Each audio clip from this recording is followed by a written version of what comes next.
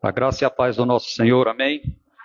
Sejam todos bem-vindos, aos que estão aqui de forma presencial, aos que vão assistir através das redes sociais. Que Deus abençoe a cada um. Estamos aqui mais uma vez para glorificar o nome do nosso Deus, para exaltar aquele que é digno de toda honra, de toda glória. Vamos ficar de pé, irmãos? Vamos orar? Vamos iniciar o nosso culto em oração, glorificando ao nosso Deus. Amém? Querido Deus, eterno Pai, graças te damos, ó Deus, por mais essa oportunidade que o Senhor nos tem dado, de estarmos reunidos como teu corpo, para glorificar o teu santo nome. Nós te pedimos, Senhor, que o Senhor venha a abrir o nosso entendimento, para que cada palavra dita aqui seja para a honra e glória do teu santo nome e para a edificação da igreja. Nós te pedimos, ó Deus, o direcionamento, tanto neste culto como em nossas vidas, até que o Senhor venha, ou que nós estejamos junto contigo na eternidade. Abençoa, Pai, a cada família aqui representada. Abençoa, Deus, os nossos irmãos que por algum motivo não puderam comparecer. Que o Senhor possa estar abençoando neste momento, ó Deus. E assim, ó Pai, que o Senhor possa se agradar de tudo que for feito aqui, que é para a honra e glória do teu santo nome, em nome de Jesus. Amém. Pode sentar. A palavra do Senhor em Apocalipse, capítulo 4, verso 11, diz assim: Tu és digno, ó Senhor, de receber glória e honra e poder, porque tu criaste todas as coisas, e para o teu prazer elas existem e foram criadas. Vamos louvar o nome do Senhor, vamos glorificar através dos louvores. Convido a equipe de louvor, vamos glorificar a Deus. Boa noite, irmãos, graça e paz.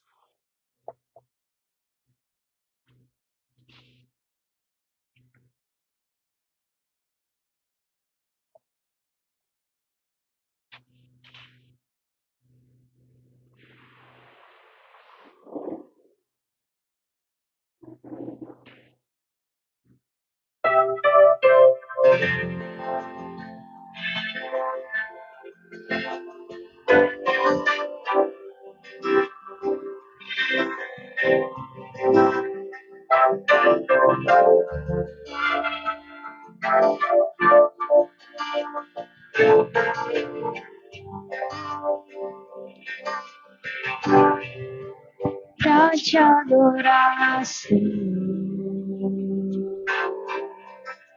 te dar o meu louvor. Quero me prostrar, vou me derramar aos teus pés, Senhor. O meu vaso de alabastro, quero me oferecer. Me humilho aos teus pés, porque santo tu és, e meu amor receber. Sou pequeno e tão falho, não mereço teu amor, mas eu sei que mesmo assim o Senhor cuida de mim, um tão pobre pecador. Purifica as minhas vestes com teu sangue remidor. Me ajude a ser fiel. Eu quero chegar no céu e te abraçar, Senhor, pra te adorar, Senhor, te dar o meu louvor. Quero me prostrar, vou me derramar aos teus pés, Senhor. O meu vaso de alabastro, quero me oferecer. Me humilho aos teus pés, porque Santo tu és, vem meu amor me escrever. Agradeço essa oportunidade.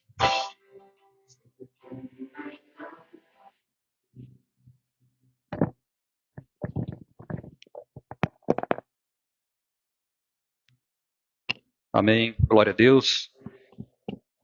Deus é bom o tempo todo. Meus irmãos, hoje o pastor Marconel ele vai dar prosseguimento nas exposições da carta do apóstolo Paulo aos Gálatas, e o tema da ministração que ele vai trazer logo mais é andar no Espírito, o caminho para viver em santidade. E dentro da perspectiva desse tema, eu gostaria de fazer uma reflexão introdutória sobre um aspecto importante, eu diria até imprescindível, de todo aquele que busca andar no Espírito, que busca viver uma vida de santidade. Para iniciar essa reflexão assim de uma maneira direta, gostaria de fazer uma pergunta de uma forma bem simples e direta. É possível andar no Espírito sem observar os princípios elementares estabelecidos por Deus, como, por exemplo, o amor e a misericórdia? É possível andar no Espírito sem praticar a fé bíblica e cristã que nós professamos ter? É claro que não. Mas existem muitas pessoas que professam uma fé, que creem no Senhor, que dizem que creem no Senhor, que creem em Cristo, que creem em Deus, até aparentam um aspecto de santidade, mas que no fundo vivem só uma religiosidade superficial. A palavra que eu gostaria de compartilhar hoje com os irmãos, a porção da palavra de Deus, diz respeito justamente do perigo que é viver uma religiosidade superficial, que é totalmente diferente daquele que anda no Espírito. O que é andar no Espírito? O pastor Marconel certamente vai aprofundar, mas existem pessoas que aparentam uma certa santidade, mas não têm uma vida guiada pelo Espírito Santo de Deus, e muito menos demonstram o fruto do Espírito Santo de Deus. Eu gostaria que os irmãos abrissem a palavra do Senhor lá no Evangelho de Jesus Cristo, conforme o relato de Lucas, no capítulo 10. Nós vamos ler apenas do versículo 25 ao 29 e vamos refletir um pouco nesse aspecto do perigo que é viver uma religiosidade superficial. Lucas 10, versículo 25 a 29. Amém? Diz assim a palavra do Senhor. E eis que se levantou certo doutor da lei, tentando e dizendo: Mestre, o que eu farei para herdar a vida eterna? E ele lhe disse: O que está escrito na lei? O que lês?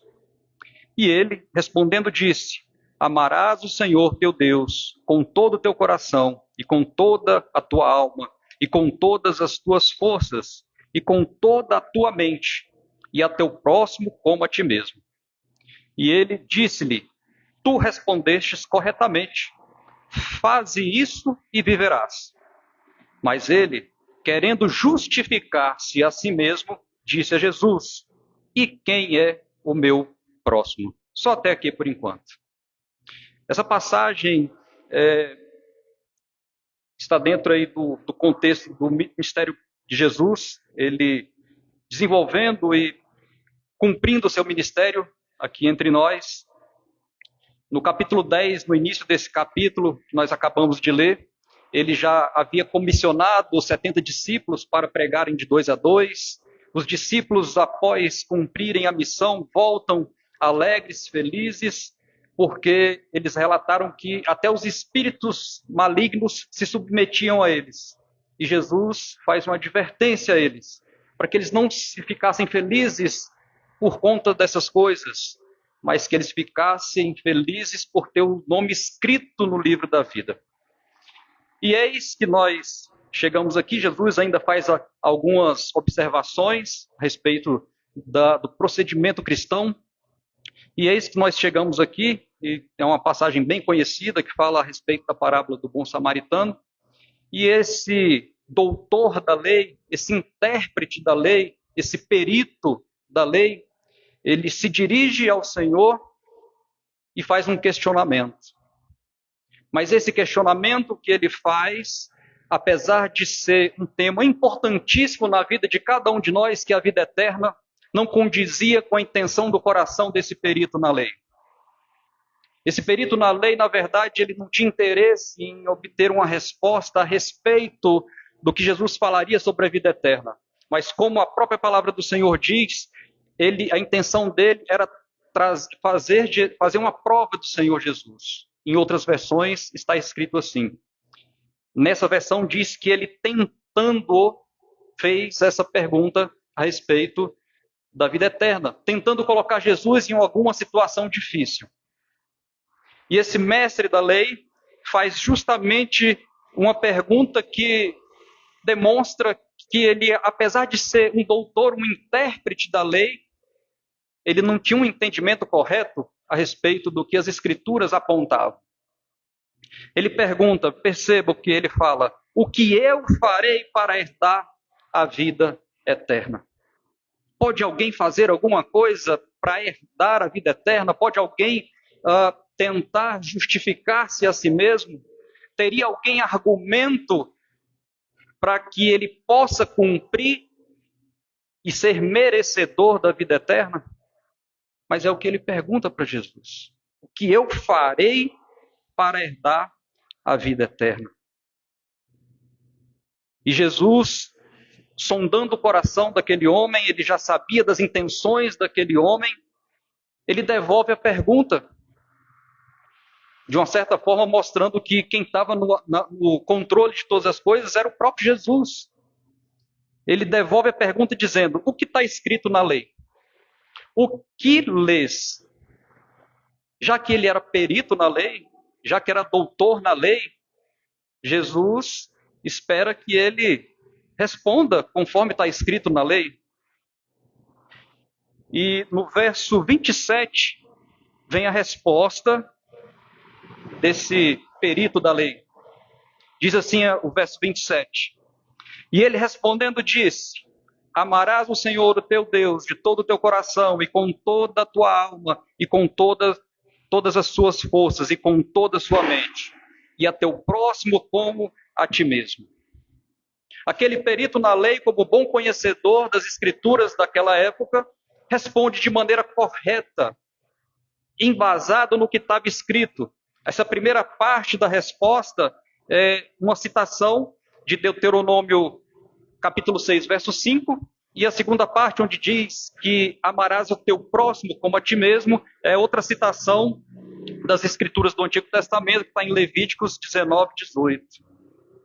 O próprio Senhor Jesus, certa vez foi questionado qual seria o maior mandamento. E ele faz essa mesma citação como um resumo de toda a lei e de todo o mandamento. Mas o que significa essa resposta? Aquele perito, como conhecedor da lei, ele certamente sabia e ele responde corretamente da forma que estava escrito e que está escrito. Mas o que significa tudo isso que ele respondeu? Amarás o teu Deus de todo o teu coração, toda a tua alma, força e mente. Significa amar a Deus de forma absoluta. Significa amar a Deus de forma integral com todo o nosso ser. Significa amar a Deus de forma perfeita. E em consequência disso, ele vai amar ao próximo como ama a si mesmo. Tem alguém aqui capaz de amar a Deus dessa forma, de forma absoluta, perfeita, de uma forma integral? É difícil. E amar o próximo como a si mesmo é outra dificuldade. É um amor muito profundo, muito verdadeiro. E nós sabemos que só quem cumpriu dessa forma foi o próprio Senhor Jesus. Mas ele responde, como mestre da lei, como perito, ele responde. E a narrativa diz aqui, no verso 28, e disse-lhe Jesus, tu respondeste corretamente, faz isso e viverás. Aí é que está a grande chave. Aí é que está a grande questão. Quem é que consegue amar dessa maneira, de forma perfeita? Quem é que consegue amar a Deus de forma perfeita? Nós não conseguimos vislumbrar qual foi a expressão que Jesus, a expressão gestual, a expressão facial que ele fez, o tom de voz nessa resposta, mas dentro do contexto que está escrito, nós sabemos que esse mestre da lei estava com uma pergunta capciosa, ele dá uma resposta correta, e Jesus, ele faz essa afirmação, tá certo, mestre da lei, já que você conhece tão bem as Escrituras, é só fazer isso. Faz isso aí e você vai viver. Talvez Jesus, sondando o coração e sabendo das intenções, ele usa um pouco de... Ele foi um pouco espirituoso, por melhor dizer assim, para não dizer, usou certa ironia. Ele foi espirituoso. Ele falou, só cumprir. Você é bom? Você consegue? Você sabe? Então cumpre. Você não veio aqui me pôr à prova? Você respondeu certo? Cumpre, se é capaz. Aí o verso 29 diz assim, mas ele, aquele perito da lei, o mestre, querendo justificar-se a si mesmo, disse a Jesus, e quem é o meu próximo? O que está acontecendo aqui? Esse perito da lei chega perto de Jesus, faz uma pergunta, Jesus devolve essa pergunta para ele, pergunta o que está escrito, ele responde corretamente, ele cita Deuteronômio 6:5, Levítico 19:18, tudo corretamente. Jesus fala, opa, está certinho, faz isso e viverá. Por que que ele sentiu a necessidade de justificar-se a si mesmo? Pode alguém justificar-se a si mesmo? Não pode, nós somos justificados pelo próprio Senhor. Mas por que ele tentou justificar-se a si mesmo? Porque ele sabia que ele mesmo não tinha condições de amar a Deus de uma maneira perfeita, e muito menos amar ao próximo como ele mesmo. Então, como talvez para ele fosse muito difícil reconhecer que mesmo ele sendo religioso, que mesmo sendo um perito, ele era incapaz de cumprir aquilo que a própria lei estabelecia. Era uma chance dele reconhecer que necessitava de um Messias que apontava, que toda a Escritura apontava. E ele estava diante daquele Messias. Mas a religiosidade que imperava na vida daquele mestre da lei impediu ele de reconhecer naquele momento que ele precisava de um socorro, de que ele precisava de um Salvador. Então, diante da incapacidade que ele sabia ter, e talvez com vergonha de assumir que não conseguiria amar a Deus de maneira perfeita, ele tenta devolver a bola para Jesus. Já que ele não poderia assumir que ele não cumpriria aquilo que ele acabava de responder, ele tenta devolver a bola para Jesus, perguntando, mas quem é o meu próximo? Já que ele tinha vergonha de dizer que era incapaz de amar perfeitamente a Deus, ele procura justificar-se de outra forma e devolve a pergunta para Jesus dessa maneira: quem é o meu próximo? E quantas pessoas, dentro do nosso contexto atual, vivem dessa maneira? querendo justificar-se a si mesmo com uma aparência de religiosidade, mas muitas vezes fazendo aquilo que desagrada a Deus, muitas vezes tentando justificar-se a si mesmo, dando desculpas pelos seus erros, pelos seus pecados, sem querer assumir diante de Deus as suas falhas, e continuam levando a vida, muitas vezes frequentando a igreja, muitas vezes até servindo dentro da casa do Senhor de alguma maneira, seja no louvor, seja numa ministração, seja num pastoreio, mas não procura verdadeiramente andar no Espírito. E esse mestre da lei, ele faz essa pergunta: quem é o meu próximo? Tentando justificar-se a si mesmo. E a resposta que Jesus dá, ele dá em forma de parábola, que é a parábola do bom samaritano, onde a gente já conhece bem essa parábola. E só para eu concluir aqui, pastor, precisaria pelo menos de uns 40 minutos para explorar essa parábola, que é tão rica, é tão cheia de detalhes, é tão cheia de lições. Mas, para finalizar, fazer um breve comentário a respeito dessa parábola, focado justamente nessa questão da importância de reconhecermos que precisamos andar no Espírito e viver uma vida de santidade, e não apenas viver uma religiosidade superficial. Então Jesus aqui, de uma maneira rápida, como eu já falei, ele conta a parábola do bom samaritano e diz que certo homem descia de Jerusalém para Jericó, e no meio desse caminho ele é atacado por ladrões, salteadores, que espancam ele, que arrancam-lhe as roupas, despojam ele e deixam ele como semi-morto no meio do caminho. E eis que por acaso, por esse mesmo caminho, desce um sacerdote, e ao ver esse homem caído, ele passa ao largo. Na versão aqui que nós usamos, diz que ele passa pelo outro lado. Da mesma forma, desce um levita e tem o mesmo procedimento. Ao ver aquele homem caído, ele passa para o outro lado e não se aproxima daquele homem. E Jesus, continuando contando essa parábola, diz que por acaso também, por esse mesmo caminho, depois desceu um samaritano. E nós sabemos que o samaritano e os judeus, eles tinham uma inimizade muito grande. Eles tinham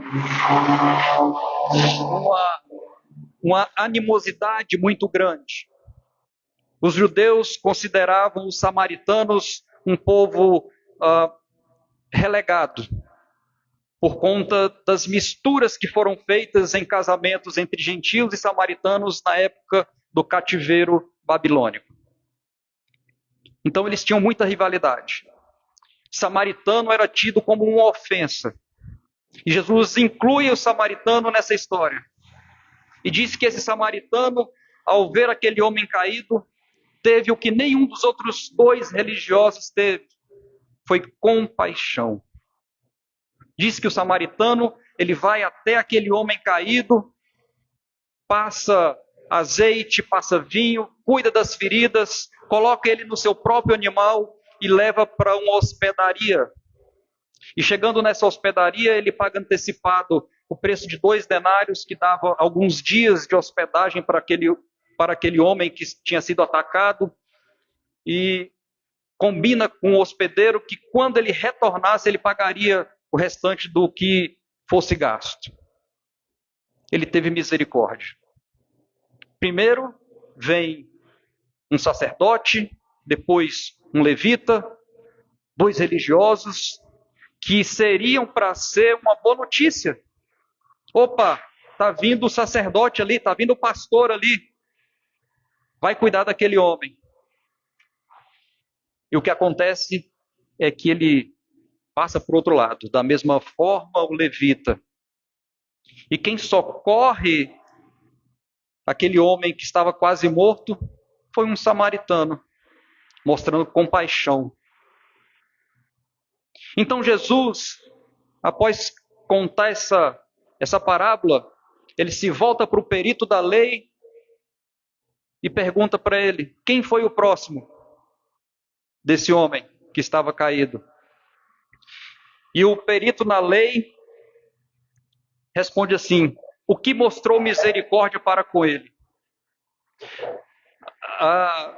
A inimizade era tão grande que aquele perito na lei, ele nem cita que foi o samaritano. Ele cita assim, que foi aquele que mostrou misericórdia, para não falar o nome samaritano. Alguns estudiosos tentam explicar por que o sacerdote e o levita não socorreram aquele homem. Algumas possibilidades. Primeiro, porque eles não queriam se contaminar ao pegar num cadáver. Talvez ele achava que aquele homem já estava morto e para não se contaminar espiritualmente, eles preferiram não se envolver. Outra situação que tentam explicar por que aqueles dois passaram ao largo era talvez o medo de serem assaltados também naquele caminho. Mas o fato é que aqueles que eram para mostrar misericórdia e amor passaram ao largo. Aqueles que eram religiosos demonstraram que eles não entendiam qual era a essência da lei que eles mesmos pregavam, que era amar a Deus e fazer o bem, que era amar a Deus e salvar vidas. E já aquele samaritano, que não tinha nenhum indício de religiosidade, pelo contrário, eles tinham uma inimizade muito grande entre judeus e samaritanos, foi o que demonstrou misericórdia. Foi o que fez, o que cumpriu, o que a própria lei, em sua última análise, determinava. Fazer o bem e salvar vidas. Por isso, irmãos, é importante nós refletirmos o que é andar no Espírito. O que é ser guiado pelo Espírito Santo de Deus. A religiosidade sem o direcionamento do Espírito Santo de Deus é ineficaz. Não passa de algo superficial. E é nesse sentido que eu gostaria de abordar e quero concluir mostrando aqui que tanto aquele mestre da lei que interpelou Jesus, como aqueles religiosos, o sacerdote e o levita que foram citados por Jesus na parábola, eles demonstraram somente uma religiosidade superficial. Aquele perito, ele teve a oportunidade de reconhecer de que ele precisava de um Salvador, de que ele era incapaz de cumprir a lei de maneira perfeita. Assim como nós também precisamos de um Salvador, precisamos do direcionamento do Espírito Santo de Deus a cada dia da nossa vida. E nós precisamos também colocar em prática aquilo que nós professamos. Aqueles dois religiosos, eles tiveram a oportunidade de colocar em prática aquilo que eles professavam, mas passaram ao largo, deixaram aquele homem caído ao chão. E Jesus, ele encerra essa parábola novamente, respondendo e dando uma orientação para aquele perito da lei. Quando o perito da lei diz que aquele que mostrou misericórdia era o próximo daquele homem que estava caído, Jesus disse para ele: vai e faze tudo do mesmo modo. Para nos lembrar da importância de colocarmos em prática a fé que nós professamos ter, de colocarmos em prática os princípios que o Senhor estabeleceu na minha e na sua vida. Que Deus abençoe. Eu gostaria de chamar a equipe de louvor e em seguida o pastor Marconel vai trazer a palavra em nome de Jesus. Boa noite, irmãos, graça e paz.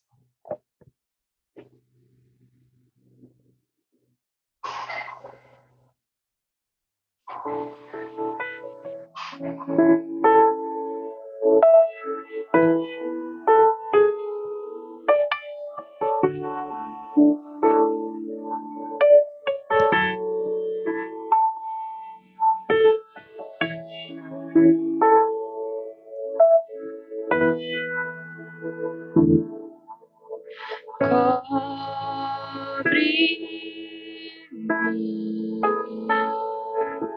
com tuas mãos, com poder,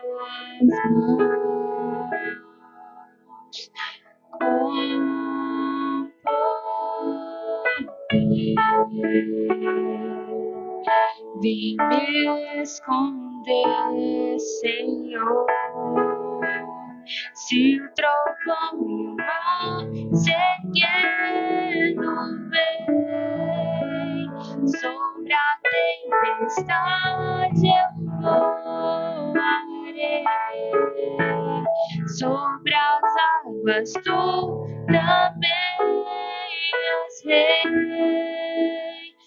descansarei, pois sei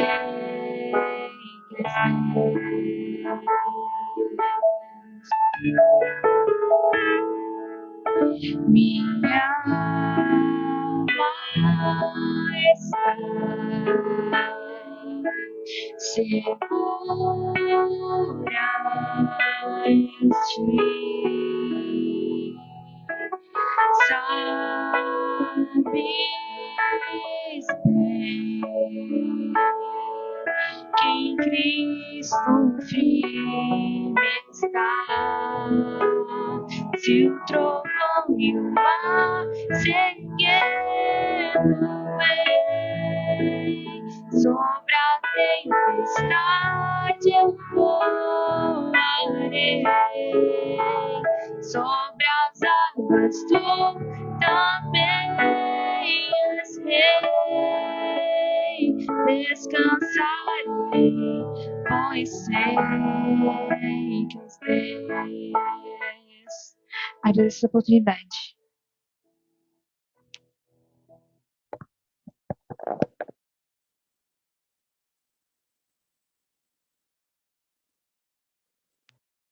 Amém. Vamos ficar de pé, irmãos. Vamos orar por ele toda a noite. Amém. Senhor nosso Deus, Pai amado, Pai querido, nós glorificamos o teu santo nome.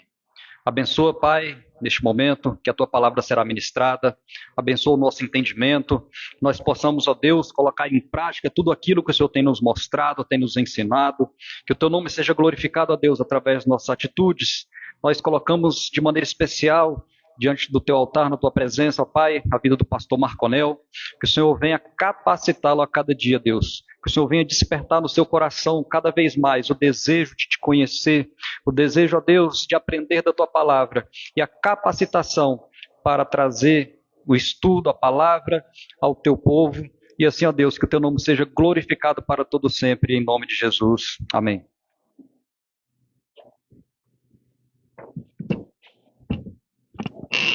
Boa noite, irmãos, graça e paz a todos.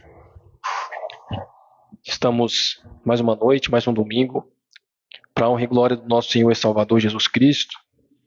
E vamos dar sequência nas exposições, dar sequência nas pregações aqui no livro de Gálatas. Como o irmão Frank já trouxe, na reflexão nós falaremos hoje sobre andar do Espírito, né? Como viver em santidade. O apóstolo Paulo, nessa carta aos Gálatas, ele é bem direto também. Ele, nesse capítulo 5 e 6, ele começa a fazer as aplicações de toda aquela teoria de justificação pela fé, de salvação em Cristo, né, de que nós não somos salvos pelas obras. Então, no capítulo 5, desde o verso 1, até o finalzinho do capítulo 6, onde ele finaliza a carta, nós vamos ver ele fazendo essa aplicação prática para aquela igreja. E nós vamos aprender, então, assim, com o apóstolo Paulo, como é importante nós andarmos no Espírito, como é importante nós não só aprendermos sobre a justificação através de Cristo Jesus, a justificação através da fé, mas também aplicar essa justificação na nossa vida com o Espírito Santo no nosso coração. Hoje nós vamos dar continuidade, convido os irmãos a estarem conosco, lendo em Gálatas, capítulo 5. Nós vamos ler dos versos 16 ao verso 26, finalizar o capítulo 5. Amém? Para nós contextualizarmos, o apóstolo Paulo está falando ainda sobre a justificação pela fé, ainda dentro do contexto dos judaizantes, dentro daquele contexto de obras, e ele começa a entrar agora na questão prática. E agora ele vai começar a falar sobre o Espírito, vai falar sobre frutos do Espírito e sobre as obras da carne. Por que ele vai falar isso? Porque ele tem em mente que está escrevendo a uma igreja que está sendo influenciada por judaizantes, por uma igreja que está em divisão, por uma igreja que está tendo manifestação desta obra de carne, que ele vai dizer aqui. E ele vai fazer essa comparação entre as obras da carne e o fruto do Espírito, para mostrar que aquelas pessoas que precisam andar no Espírito, as pessoas que são convertidas, as pessoas que são transformadas pelo Espírito Santo, elas precisam andar diariamente no Espírito. Amém? Então vamos ler do verso 14 ao verso 26, depois nós vamos estudar esses versos. 14 diz assim: porque toda a lei é cumprida em uma só palavra, nesta: amará ao teu próximo como a ti mesmo. Mas se vos mordeis e vos devorais uns aos outros, vede que não acabeis por vos destruirdes uns aos outros. Isto vos digo: andeis no Espírito e não satisfareis os desejos da carne. Porque os desejos da carne se opõem aos do Espírito, e os do Espírito contra os da carne. Pois opõem-se um ao outro, a fim de que não consigais fazer o que quereis. Porém, se deixardes que o Espírito vos guie, já não estáis sob a lei. Ora, as obras da carne são manifestas e aqui estão: adultério, fornicação, impureza, lascívia, idolatria, feitiçaria, ódio, discórdia, rivalidade, ira, porfia, rebeliões, heresias, invejas, homicídios, bebedeiras, orgias e outras coisas semelhantes. A respeito dessas coisas eu vos falo, como eu já vos falei outrora, que os que praticam tais coisas não hão de herdar o reino de Deus. Mas o fruto do Espírito é amor, alegria, paz, paciência, benignidade, bondade, fé, brandura, temperança. Contra essas coisas não há lei. Pois aqueles que são de Cristo já crucificaram a carne com as paixões e concupiscências. Se vivemos pelo Espírito, andemos também no Espírito. Palavras fortes pelo apóstolo Paulo, né? Não é a primeira vez e não vai ser a última vez que o apóstolo Paulo vai listar uma série de pecados, uma série de obras da carne, para mostrar que não são a vontade de Deus, que são praticadas por aquele povo que não foi transformado ainda pelo Espírito, por um povo que ainda não se converteu, ou por um povo que ainda não entendeu o que é andar no Espírito. Ele começa o verso 14 dizendo: porque toda a lei é cumprida em uma só palavra, nesta: amarás ao teu próximo como a ti mesmo. Interessante, o irmão Frank acabou de trazer um verso, né, uma reflexão em Lucas, que fala a respeito disso. Aquele doutor da lei que veio perguntar a Cristo, né, o que eu preciso fazer para herdar a vida eterna, o que eu preciso fazer para ser justificado, o que eu preciso fazer para ser salvo. E Jesus é enfático, ele diz o que está escrito e como você lê. Interessante que essas duas perguntas são perguntas diferentes, né? A pergunta de como está escrito é o que quer dizer, o que a lei diz, o que a palavra do Senhor diz. E esta palavra não muda. Esta palavra é estática. Ela foi escrita e ela não passará até a volta de Cristo. Outra pergunta diferente dessa é como você lê, como você interpreta. E aí que surgem as heresias, daí que surgem os erros. Porque muita gente não interpreta, não lê, não cuida da palavra do Senhor como deveria ser, como está escrito. Né? E Jesus ele é enfático em dizer, assim como os demais apóstolos, discípulos que aprenderam dele, a lei se resume nisso. Amarás o teu próximo como a ti mesmo e amarás a Deus acima de todas as coisas. Aqui o apóstolo Paulo cita uma, né? Ele cita uma dessas duas. Por quê? Porque o contexto aqui é justamente a divisão. O contexto aqui é justamente as brigas. É os judaizantes tentando desviar da fé aquele povo que estava crendo em Cristo Jesus como meio de salvação. Estava tendo brigas, dissensões naquela igreja. Então o apóstolo Paulo propositalmente cita uma dessas duas. E ele diz, porque a lei é cumprida em uma só palavra. Nesta, amarás o teu próximo como a ti mesmo. Paulo resume a essência da lei. Paulo está dizendo que a essência da lei é amar o próximo como nós nos amamos. É nos colocar no lugar do próximo. E nós já sabemos disso. Né? Não é só nessa passagem que a Bíblia traz esse entendimento. Ele afirma aqui que o amor ao próximo resume toda essa lei de Deus. E essa afirmação não diminui a importância dos outros mandamentos. Os outros mandamentos são importantes. Porém, quando você ama o próximo como a si mesmo, você vai estar cumprindo toda essa lei. Porque você não mata, você não adultera, você não briga, você não rouba, você não furta, percebe? Quando você ama o seu próximo como a ti mesmo, você o trata da forma que você gostaria de ser tratado. E daí você evita uma multidão de pecados. Você evita uma multidão de erros. Né? É isso que o apóstolo Paulo está dizendo aqui. Este mandamento é a conclusão lógica dos demais. Amar a Deus sobre todas as coisas e amar o próximo como a si mesmo. É a conclusão lógica da lei. A lei ela lista uma série de mandamentos, uma série de preceitos, de princípios que se resume nisso. E que só é possível, como o irmão trouxe aqui, através do Espírito Santo. Só é possível quando o Espírito Santo vive em você. Se não há dissensões, há brigas. Se você não tem o Espírito Santo, você tem inveja do próximo. Se você não tem o Espírito Santo, você quer se colocar como primazia.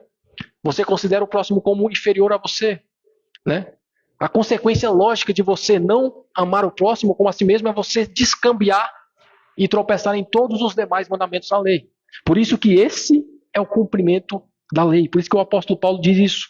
Porque toda a lei é cumprida em uma só palavra. Interessante que ele fala uma lista, né? Não uma só palavra. Mas aqui é o termo. No original é o termo. Toda a lei é cumprida somente nesse termo. Toda a lei é cumprida somente neste mandamento. É isso que ele quer dizer. Mateus 22, 37 ao 40, ele afirma: o amor a Deus e ao próximo são os maiores mandamentos. Assim como o irmão trouxe em Lucas. E nós já sabemos, a prática do amor é o cumprimento. Então percebe, irmãos, o Espírito Santo que não faz você amar ao próximo não é Espírito de Deus. O Espírito Santo que faz você não se colocar no lugar do próximo, aquele Espírito que faz você querer ter primazia sobre os demais, querer vangloriar-se, colocar o próximo como inferior a você, né? Querer passar o próximo para trás. Esse Espírito que habita em você não é o Espírito Santo.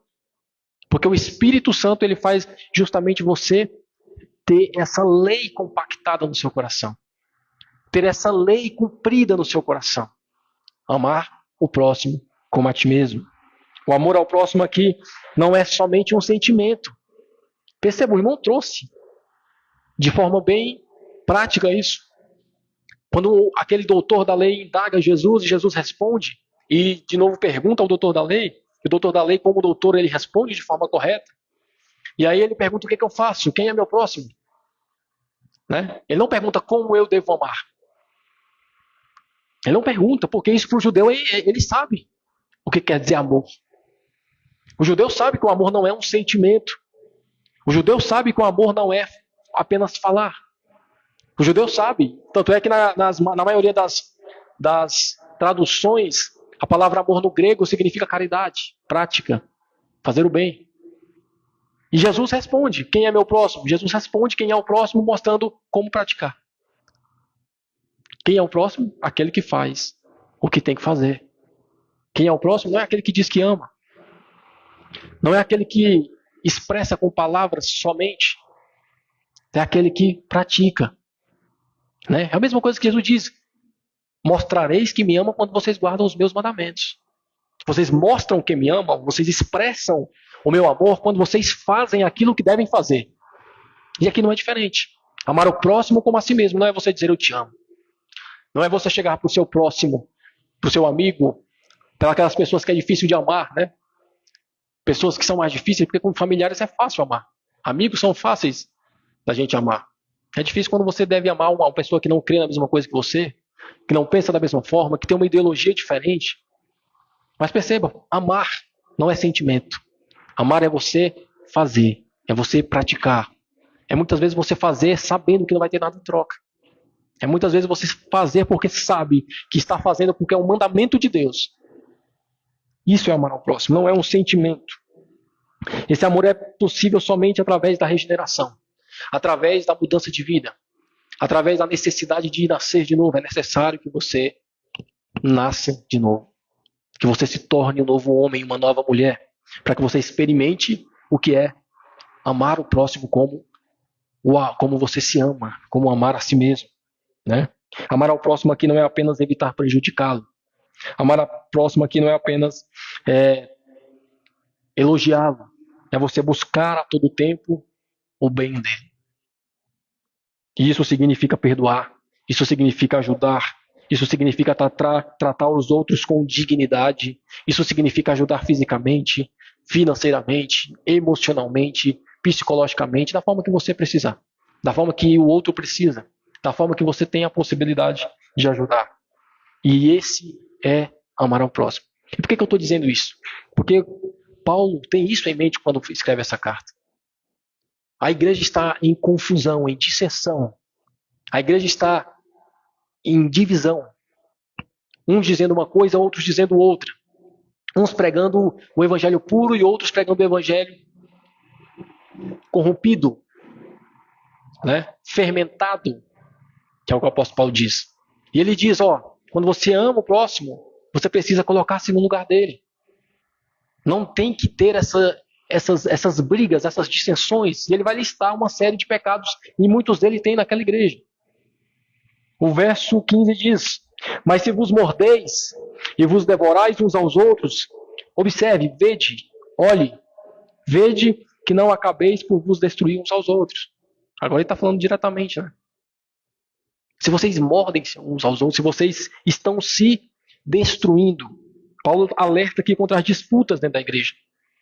Contra esses falsos pastores, contra esses judaizantes que estavam introduzindo erros teológicos dentro do evangelho, da justificação pela fé.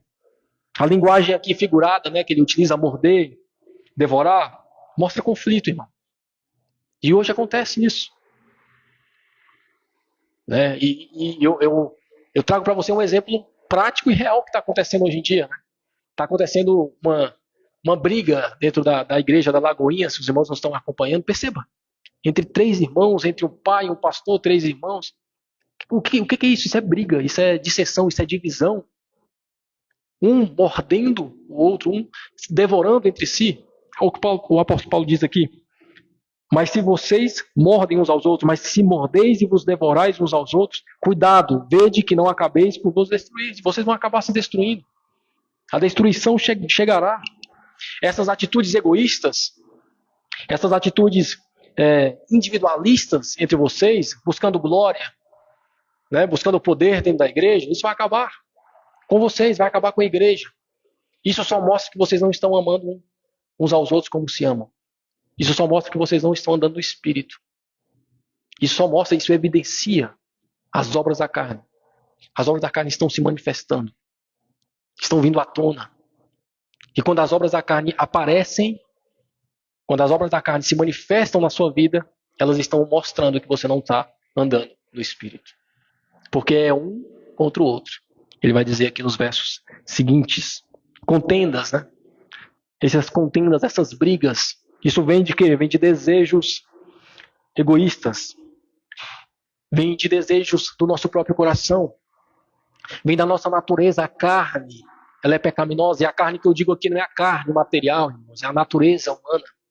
A nossa natureza humana ela é pecaminosa. E se não tiver um Espírito Santo refreando a gente, todas as horas, todos os momentos nós vamos estar manifestando obras da carne. Todos os momentos nós vamos estar tentando fazer aquilo que o nosso coração gosta de fazer. Fazer aquilo que a nossa carne, que a nossa natureza corrompida, depois da queda de Adão, é capaz de fazer com todas as nossas forças. Então, é preciso que nós, a todos os momentos, andemos no Espírito. Perceba que ele está escrevendo a uma igreja, ele não está escrevendo a ímpio. Ele está escrevendo a pessoas dentro daquela igreja. Vocês não devem se morder, se devorar. Antes, vocês precisam amar uns aos outros como vocês se amam, porque esse é o cumprimento da lei. Tiago, capítulo 4, do verso 1 ao 2, ele vai dizer que essas brigas, essas concupiscências, essas paixões, elas vêm de dentro. Elas são desordenadas. São coisas nossas, naturais. A gente vai perceber que uma série de listas aqui que o apóstolo Paulo, que Tiago, que Pedro fala como obras da carne, como pecado, muitas delas nós colocamos como demônio.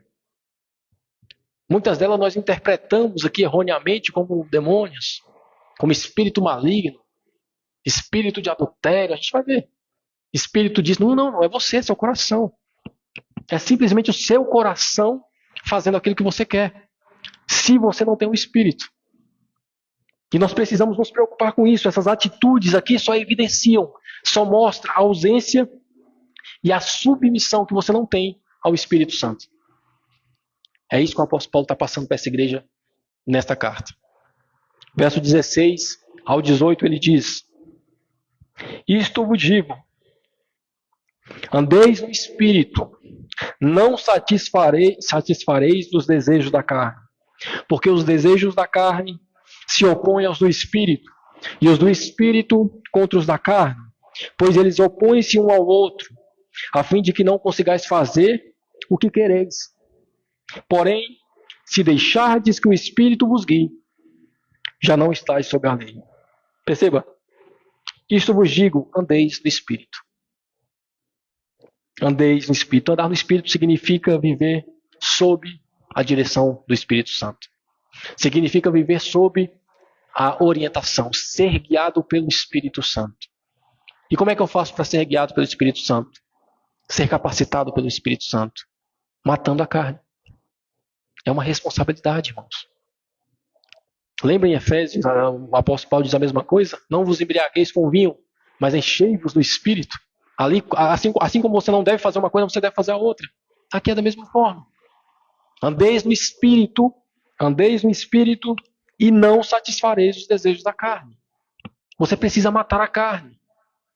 Pastor, mas quando eu me converto, automaticamente eu consigo matar. Não, irmão.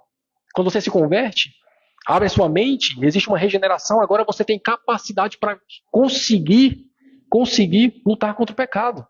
Agora você entende o que é pecado na sua vida e você precisa tomar atitudes diariamente para matar esse pecado.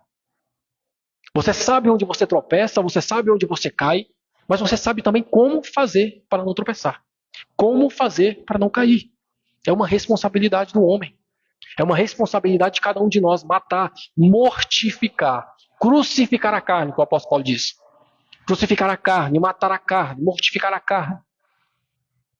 É responsabilidade de cada um de nós. Andar no Espírito significa viver sob a direção dele. E como é que eu consigo fazer isso? Só matando a minha carne. Se eu não matar a minha carne, não vou conseguir viver no Espírito.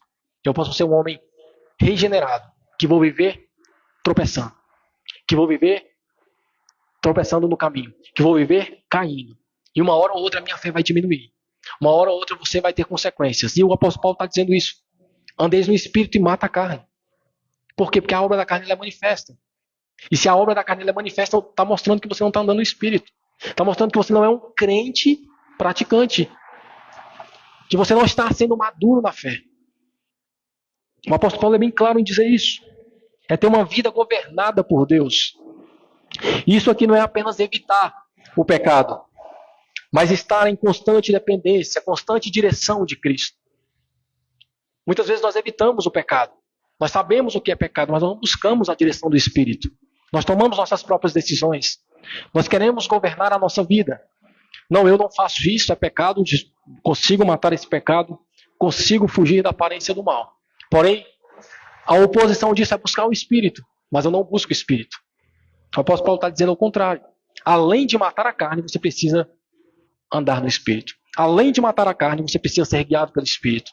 Além de matar a carne, você precisa procurar andar naquilo que o Espírito Santo te orienta, naquilo que o Espírito Santo te guia.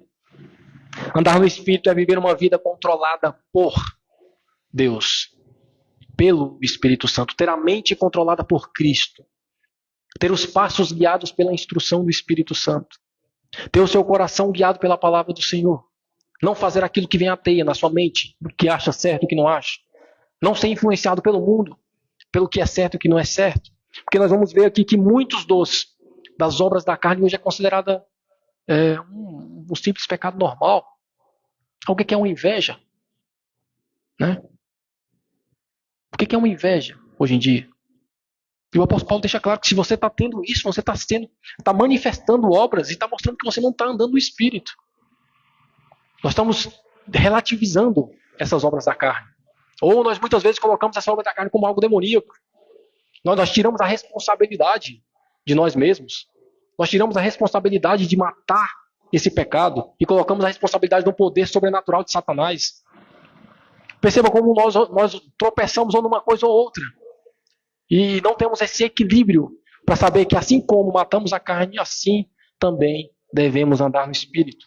Romanos 8, versos 5 e 6, Paulo vai explicar que aqueles que vivem segundo o Espírito de Deus, eles têm a mentalidade de vida e a mentalidade de paz. Olha que interessante, lá em Romanos 8 diz isso. Aqueles que são guiados pelo Espírito Santo, eles vivem com mentalidade de vida e de paz.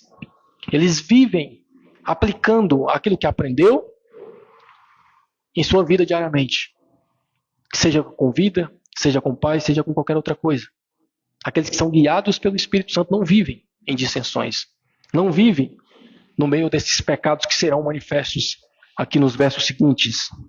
Então aqui nós precisamos buscar diariamente a orientação do Espírito por meio da oração, por meio da palavra, por meio da leitura, por meio do estudo, né? Tentar entender realmente o que é verdadeiro, o que não é verdadeiro, o que é pecado, o que não é pecado, o que eu preciso fazer para andar no Espírito, o que é o Espírito, o que é ser guiado pelo Espírito. Tudo isso a gente só aprende com a palavra de Deus. Tudo isso a gente só aprende na prática. Isso são experiências individuais. Você não vai aprender o que é o Espírito Santo com alguém te falando. Você vai aprender o que é o Espírito Santo quando o Espírito Santo te ensina, te transforma, modifica a sua mente, renova a sua mente, renova o seu coração. E isso só é feito de forma individual. Isso só é feito quando você tem uma busca constante com Deus. E quando você não tem essa busca com Deus, irmão, quando você está fazendo tudo, menos procurando a Deus, você está vivendo uma vida na carne. Você não está vivendo uma vida no Espírito.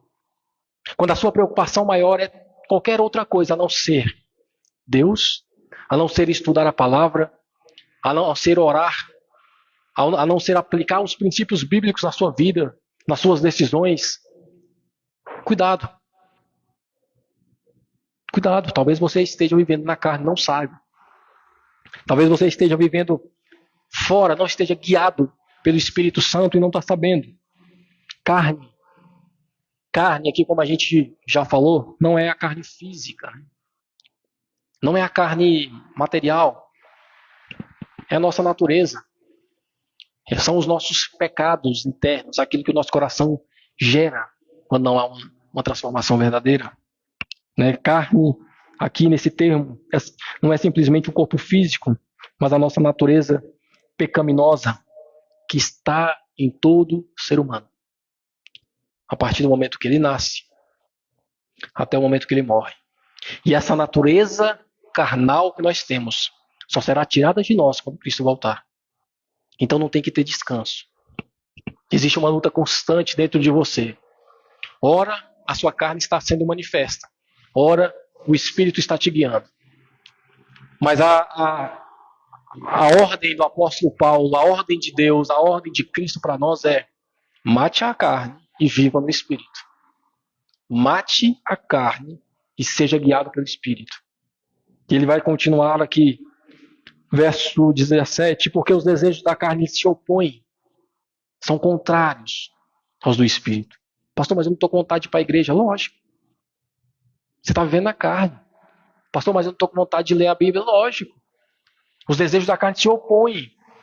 Não tem como você andar com os desejos da carne, com a carne sendo manifesta na sua vida e automaticamente você fazer aquilo que é do Espírito. Não tem. A nossa carne é inimiga do Espírito de Deus. O nosso ser é inimigo da santidade de Deus.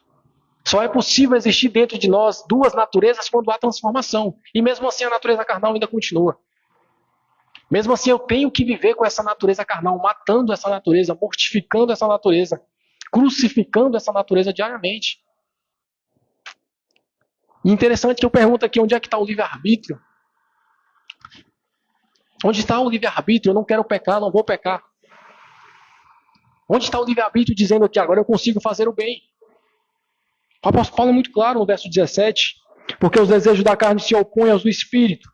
Os do Espírito contra os da carne. Perceba, é a nossa natureza carnal, tentando fazer as nossas vontades pecaminosas, e Deus com o Espírito Santo dentro de nós nos freando. Ao mesmo tempo, Deus nos guiando e a nossa natureza carnal tentando nos desviar. É desse jeito. É um contra o outro. Mas eu já não acordei e não estou com vontade de ler devocional. Leia mesmo assim, irmão. Não viva por vontade. Hoje eu acordei e não estou com vontade de ler a Bíblia, de aprender mais. Faça da mesma forma, você não depende de sua vontade. Você é guiado por um espírito, por um conselho, por um princípio, por um mandamento. Não por vontade. Não por intuições, não por desejos. É aí que você tem que matar a sua vontade. É aí que você tem que fazer por disciplina. Mesmo sem vontade. Pastor, por que eu tenho que fazer sem vontade? Porque quando eu faço sem vontade, eu mato a minha vontade. Por que eu tenho que fazer mesmo sem nenhum tipo de motivação? Porque quando eu faço mesmo sem motivação, eu estou matando aquilo que seria a minha motivação. É isso. Você acha que Cristo, ele, depois de curar o dia todo, depois de fazer milagres o dia todo, ele saía de madrugada para orar porque tinha muita vontade? Ou porque ele sabia que ele precisaria estar em comunhão com o Pai o tempo todo?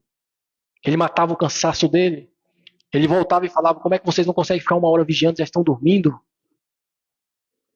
Será que é porque ele tinha o tempo todo vontade? Não, ele veio em carne. Ele esvaziou-se da glória. Ele era Deus, porém ele tinha vontades. Ele chorou, ele se entristeceu. Ele se alegrou, ele se decepcionou, ele irou-se. Ele era um homem como eu e você.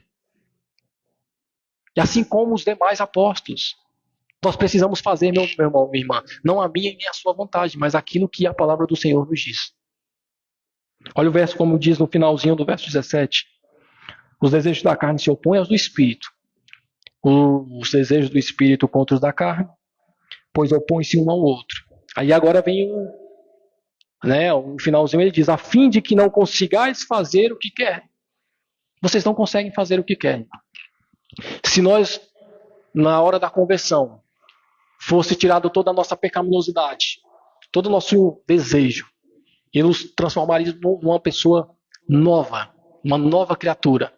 Somente essa nova criatura, sem a nossa pecaminosidade que está no nosso coração, aí sim, você conseguiria ficar todos os dias sem pecar. Aí sim, você lutaria contra nada. Você teria, sim, um arbítrio livre do pecado. A sua vontade não é mais cativa ao pecado. Os seus desejos não é mais cativo ao seu coração. Aí sim. Mas não, essa nova criatura que é feita no homem, ela é feita junto com a criatura antiga. Essa nova criatura, ela só vai te dar poder para controlar a antiga. Essa nova criatura, ela só vai dar poder para frear você. E você vai fazer aquilo que não quer. Por quê, pastor? Como assim eu vou fazer aquilo que eu não quero? Porque a sua vontade é pecar. Mas você vai fazer o quê? Não pecar. Porque a sua vontade é roubar. A sua vontade é matar. A sua vontade é se prostituir. A sua vontade é adultério. A sua vontade é egoísmo. A sua vontade é inveja. Mas você não vai fazer o que quer. É o que o apóstolo Paulo está dizendo. Você vai fazer aquilo que o Espírito Santo te orienta. Você vai matar a sua carne. Por isso que ele diz no finalzinho, a fim de que não consigais fazer o que quereis. Entende como isso é importante para nós? O conflito entre carne e espírito, ele é contínuo. Ele continua e ele vai continuar. Mentira é aquele que fala que a partir do momento que você se converte, a partir do momento que você se batiza, você não peca mais. Você peca. Você só não fica na prática desse pecado. O pecado, o erro do ser humano convertido, ele é um acidente. Ele não é planejado. Ele é algo que acontece sem querer. Ele é algo que acontece sem esperar. Ele é um acidente de percurso. Mas você vai continuar pecando, errando. Mas isso não vai ser corriqueiro na sua vida. Isso não vai ser planejado. Muitas vezes você vai perder a luta para sua carne. Mas na maioria das vezes você vai conseguir matá-la. É isso que o apóstolo Paulo está dizendo nesses versos. Nós estamos em luta constante. Mas a vitória é certa no fim. Jesus diz, tem de bom ânimo. Eu venci o mundo. Aquele que está nele já venceu o mundo com ele. Mas a nossa responsabilidade é matar a nossa carne todos os dias. Senão nós vamos exteriorizar, nós vamos materializar as nossas obras da carne. E vamos mostrar que não estamos sendo guiados pelo Espírito. Vamos dar mau testemunho. E muitas vezes não vamos herdar o reino. Porque muitas vezes nós achamos que somos cristãos e vamos manifestar obras da carne e vamos ver que não somos regenerados verdadeiramente. Né? Como ele diz aqui, esse povo não herdará o reino de Deus.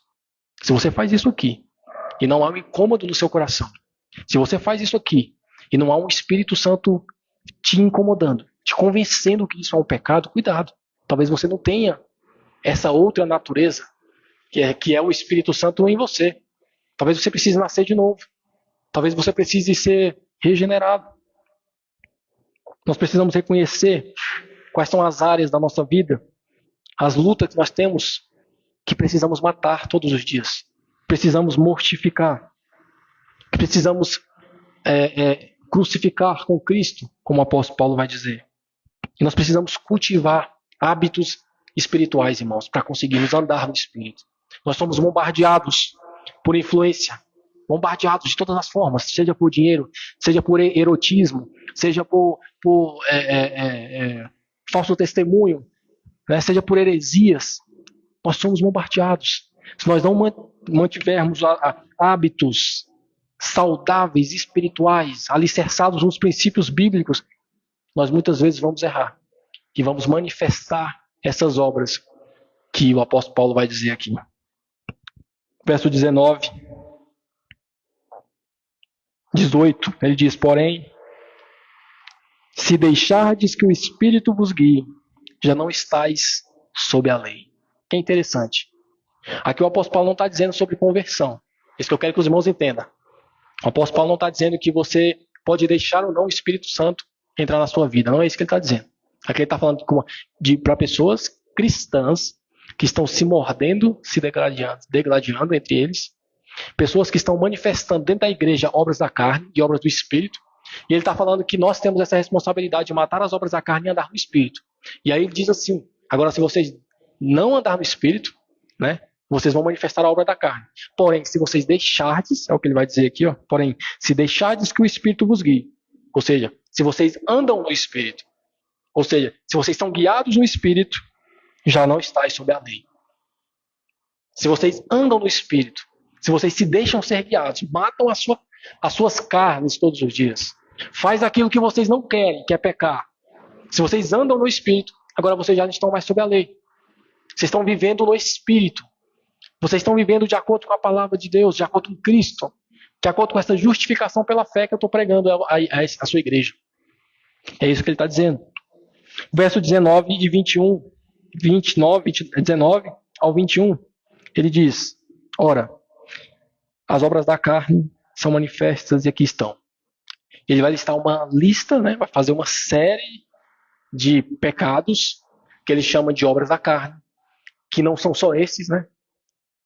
Ele não foi taxativo, ele está sendo exemplificativo, ele está colocando alguns exemplos de obras da carne, e desses exemplos nós podemos tirar outros. E ele vai dizer que essas obras da carne são manifestas daqueles que não andam no Espírito. É o que ele diz. Porém, se deixar, ora, as obras da carne são manifestas e aqui estão: adultério, fornicação, impureza, lascívia, idolatria, feitiçaria, ódio, discórdia, rivalidade, ira, porfia, rebeliões e heresias, invejas, homicídios, bebedeiras, orgias e outras coisas semelhantes. A respeito dessas coisas vos falo, como eu já vos falei outrora, que os que as praticam, tais coisas, não hão de herdar o reino de Deus. Perceba, primeiro ponto que eu quero que os irmãos entendam aqui: obras da carne não são espíritos demoníacos. Primeiro ponto que nós precisamos entender.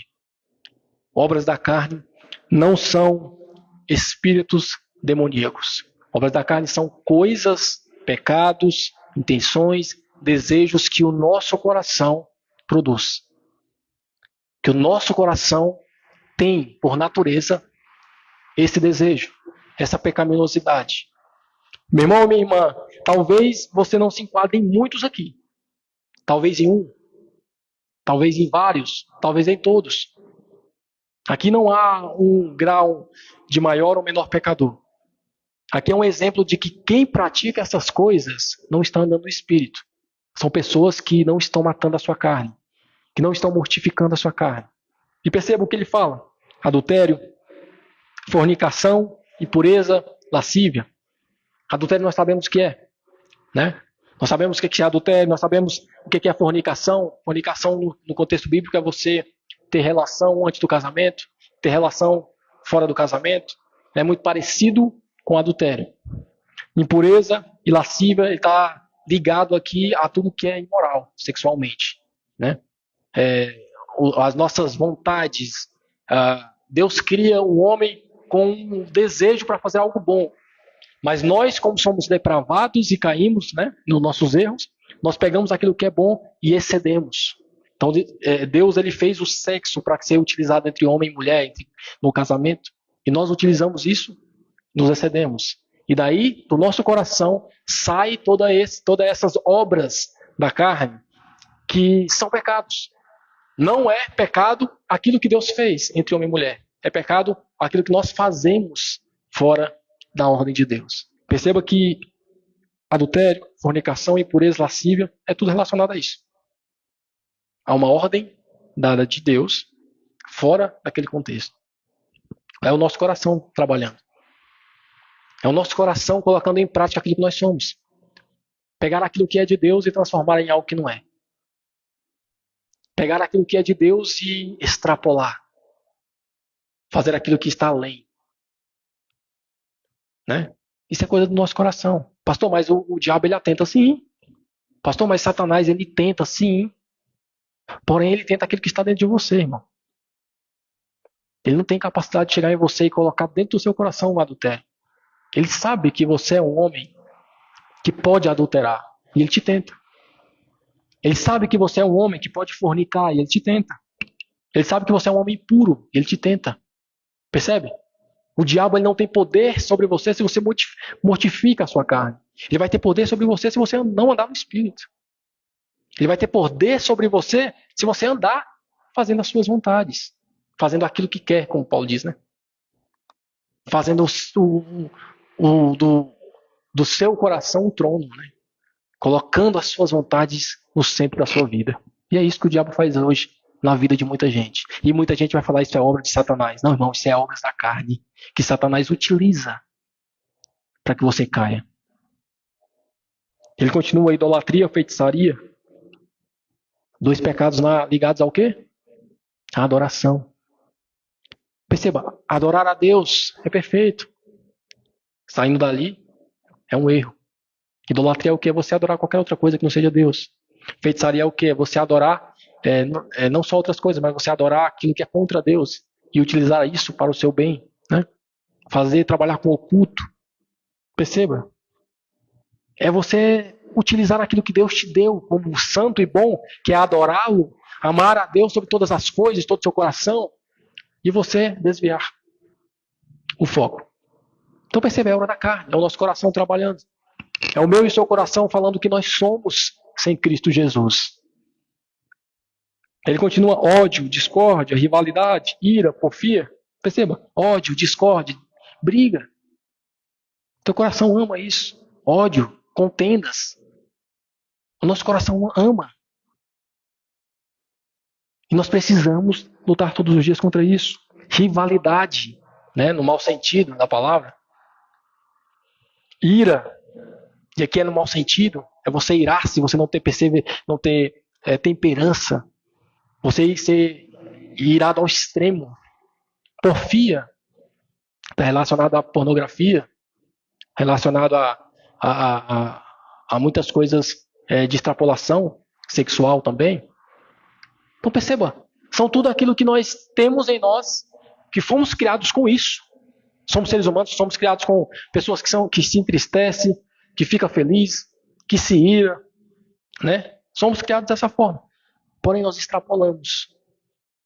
A nossa carne deseja fazer algo a mais. Nossa carne deseja não seguir o padrão santo de Deus. E esses somos nós, irmãos. Eu não estou falando de ímpios, estou falando de nós, que mesmo convertidos precisamos lidar com essa nossa natureza pecaminosa. Que mesmo convertidos precisamos matar. Né? Quantos de nós caímos nesses pecados diariamente? Cuidado. Isso aqui é obra que precisa ser morta, precisa ser crucificada. Você precisa lutar. Se você não quer nem lutar, se você não tem nem forças para lutar, então você não está andando no Espírito. Talvez você não tenha nem Espírito. Cuidado com isso. Ele continua: rebelião, heresia. Olha que interessante, ele coloca até heresia aqui no meio, né? O que é heresia? Distorção da doutrina bíblica. O que é rebelião? É ir contra aquilo que está estipulado. É você rebelar-se contra a ordem. Olha o tanto de pecado que o apóstolo Paulo traz, mostrando que isso é o que o nosso coração é capaz de fazer. Né? Heresias, invejas. Talvez eu e você falando: não, isso aqui é uma invejinha branca. Né? A gente já ouviu falar isso. Se é invejinha boa, tem inveja boa, irmão. Não existe. Tudo aquilo que passa do natural, tudo aquilo que passa daquilo que é bíblico, daquilo que Deus nos criou para ser, é pecado. É erro. Agora, se nós amamos o próximo como a nós mesmos, nós evitamos muito isso aqui. Se nós temos o Espírito Santo lutando contra essa carne, nós evitamos muitas dessas coisas. Homicídios, bebedeiras. Ah, pastor, mas não tem nada não. O que custa? Não estou fazendo mal a ninguém. Excesso, irmão. Eu só bebo em família, não tem problema nenhum. Nunca briguei. Excesso, irmão. É o excesso. Não vos embriagueis com vinho, lembra? Então perceba. Isso é obra da carne, é o nosso coração, a todo momento trabalhando. E ele continua: orgias, né? E outras coisas semelhantes a essa. Muitas outras coisas. Obras da carne. Quando você vê um pastor, alguém falando: aquele irmão está com espírito de adultério. Aquele irmão, aquela irmã está com espírito de lascívia, de fornicação. Não. Isso é seu coração. Isso é você tentando terceirizar o seu pecado. Isso é você tentando culpar Satanás por algo que nasce dentro de você. Isso aqui é lindo. Porque isso aqui abre o meu olho, o seu olho. Para mostrar que muitas e muitas coisas seriam evitadas somente por você andar no Espírito, somente por você obedecer a Deus. Muitas coisas na sua vida. Olha quantos pecados aqui, quantas consequências de erros aqui nós podemos evitar. Quantas famílias são destruídas por adultério. Né? Quantos traumas nós carregamos na nossa família por causa de adultério, por causa de impureza, por causa de fornicação, por causa de idolatria. Quantos erros nós carregamos por causa de feitiçaria, por causa de briga, ódio, por causa de discórdia entre irmãos, entre família, né? Por causa de rivalidade, de ira, rebelião. Quantos erros nós carregamos por causa de heresia? Aprendemos errado, aplicamos a nossa fé de forma equivocada, acreditamos em falsos pastores. Perceba? Não, pastor, aquilo lá foi um espírito, um demônio. Sim, o demônio ele te influencia. Ele vai trabalhar na sua área que você não trabalha, irmão. Que você não se fortifica na palavra.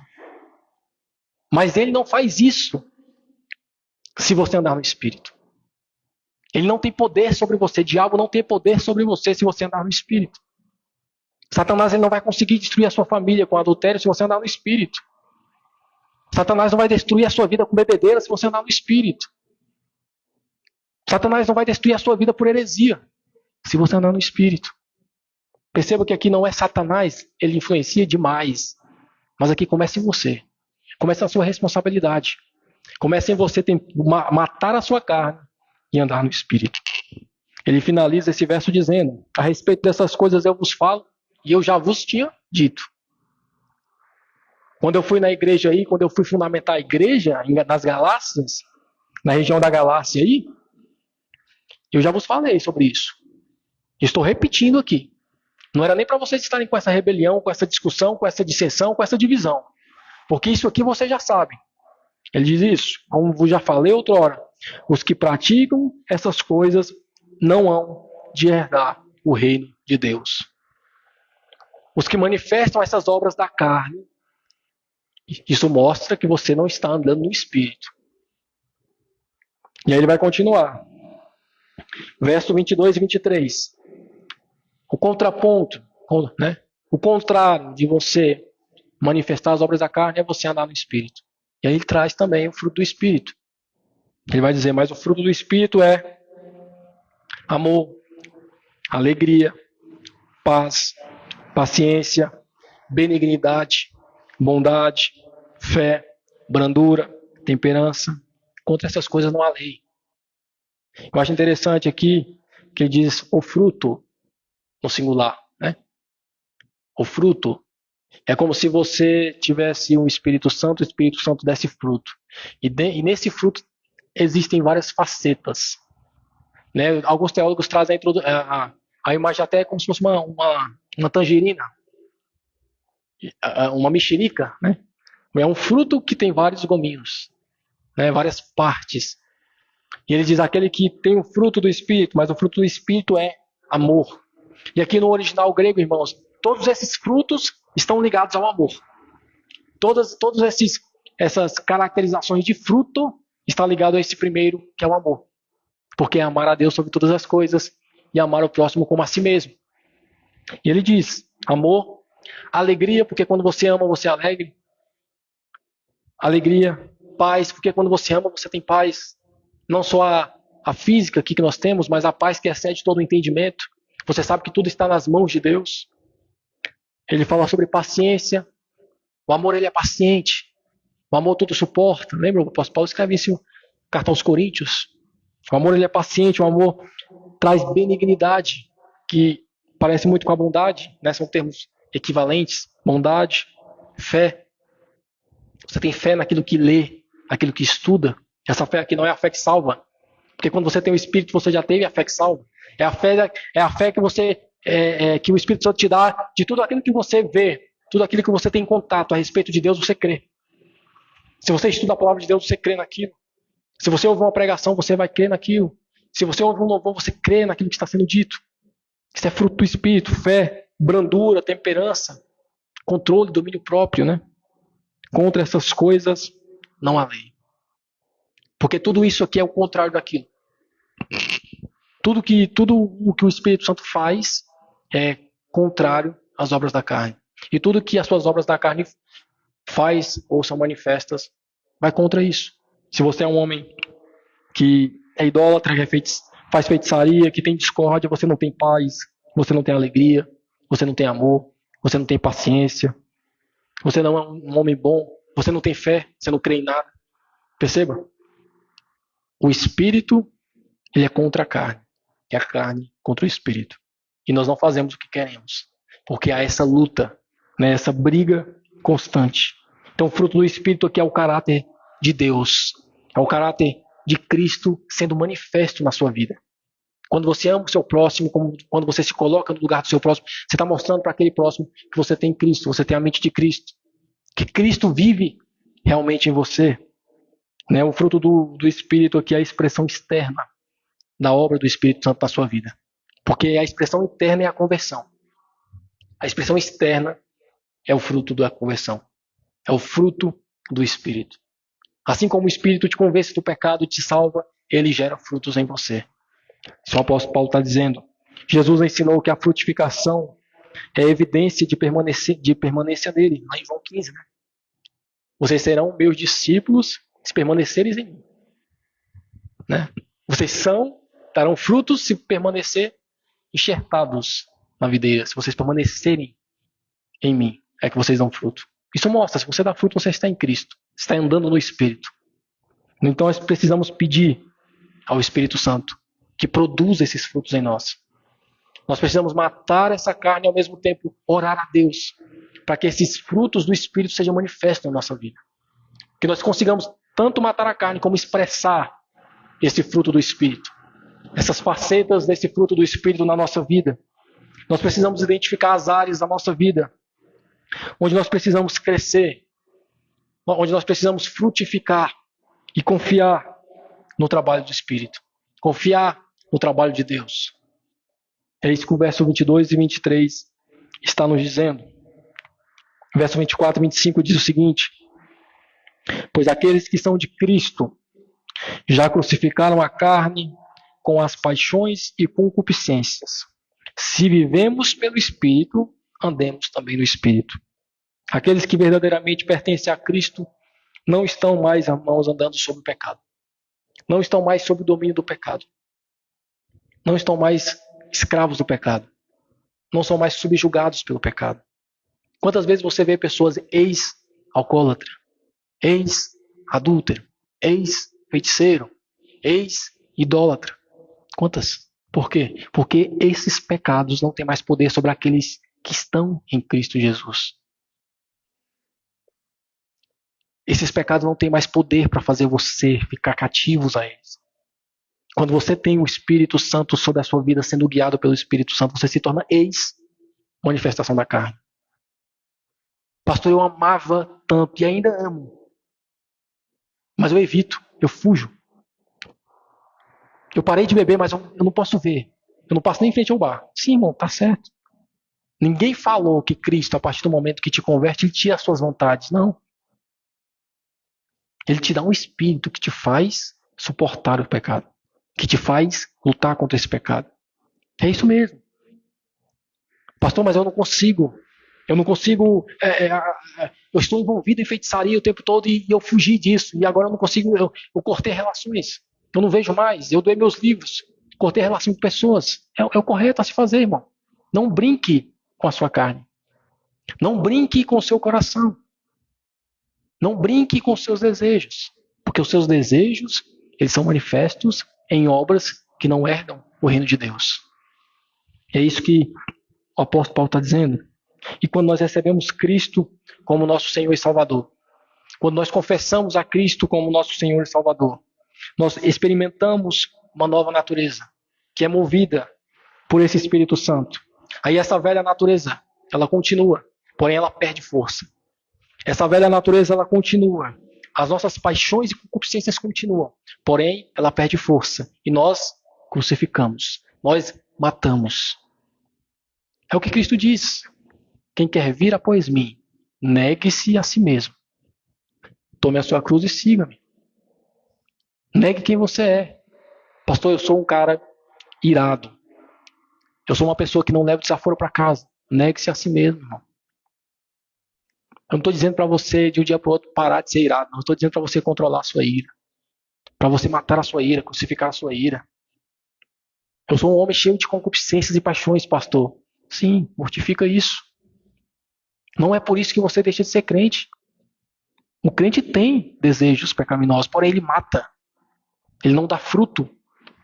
Aqueles desejos não vão se tornar pecados, por mais que o desejo já é um pecado. Mas aquele pecado não gera fruto, como o Tiago diz em suas cartas. Não nasce, não gera. Não é manifesto. Mate os seus desejos. Romanos capítulo 6, verso 6 diz: sabendo isto, que o nosso velho homem foi crucificado com Cristo, para que o corpo do pecado seja desfeito, para que não sirvamos mais ao pecado. E é isso que nós precisamos fazer, não servir ao nosso pecado. A crucificação da carne aqui não significa eliminação do pecado de forma completa. Não significa a eliminação completa das nossas vontades, dos nossos desejos, não. Mas significa a nossa mudança de mente, a mudança de domínio.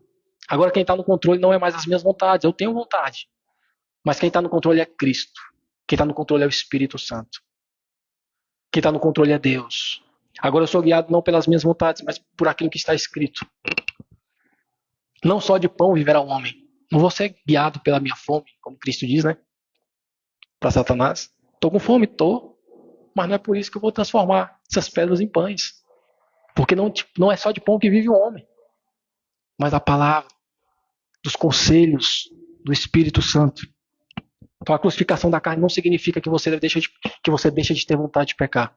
Mas significa que você tem poder para mortificar, para matar, para crucificar esses desejos e viver uma vida em Cristo Jesus completa.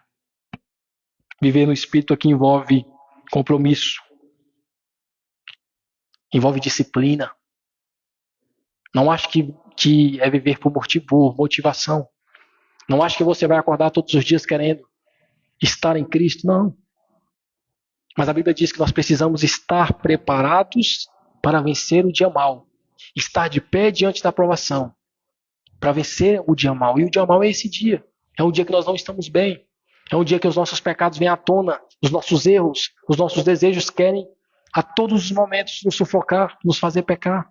Nós precisamos resistir a esse dia mau. Aqueles que são cheios do Espírito Santo devem viver de acordo com a sua direção. Se nós somos guiados pelo Espírito, nós precisamos viver de acordo com Ele. Romanos 8, verso 14 diz: porque todos os que são guiados pelo Espírito de Deus, esses são os filhos de Deus. Você só é filho de Deus se você é guiado por Deus, irmão. Você só é filho de Deus se você obedece a Deus. Você só é filho de Deus se houver um Espírito Santo te movendo, te guiando. É isso que a palavra de Deus diz. Em Colossenses capítulo 3, nós somos exortados a buscar, pensar nas coisas do alto. Não satisfazer as vontades da carne, mas pense nas coisas do alto. Tudo aquilo que for bom, tudo aquilo que é útil, é isso que a gente tem que pensar o tempo todo. Tudo aquilo que faz a gente crescer em sabedoria, em graça, na piedade, tudo aquilo que tem princípio bíblico embutido, tudo aquilo que você sabe que vem de Deus, que é dom de Deus, que todas as coisas boas desce do alto, como o Tiago diz. Tudo que é bom desce do alto, vem de Deus. É nisso que nós temos que nos alimentar. É nisso que nós temos que pensar. É nisso que nós temos que nos influenciar para vivermos e andarmos em Cristo. Então nós precisamos viver de maneira coerente com o Espírito Santo. Nós precisamos viver evidenciando essa transformação, as nossas atitudes. Pois aqueles que são de Cristo já crucificaram a carne com as paixões e concupiscências. Agora, se vivemos pelo Espírito, é uma condicional. Se você diz que vive pelo Espírito, então você precisa andar no Espírito. Porque se você diz que vive no Espírito e manifesta a obra da carne, uma coisa não está certa. Se você diz que vive no Espírito, está sendo derrotado todos os dias pelas suas vontades e desejos, uma coisa não está certa. Precisa reavaliar isso. Fazer uma autoanálise. Verso 26, ele diz, para finalizarmos: